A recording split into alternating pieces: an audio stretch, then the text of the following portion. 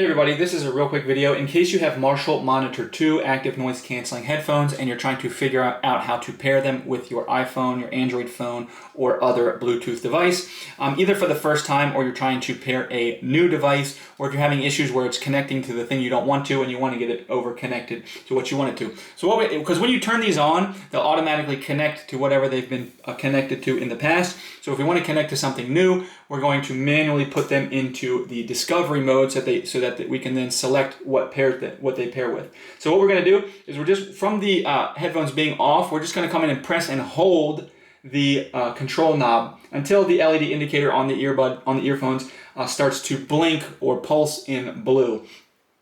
From there, it's in discovery mode. It's not going to connect to anything unless we manually do it on our phone or other device. So we'll go to our list of Bluetooth available devices on our phone, and then we'll select these Monitor 2s from it, and from there it should automatically pair with that device, and the next time you turn it off and on, it will automatically connect to that device.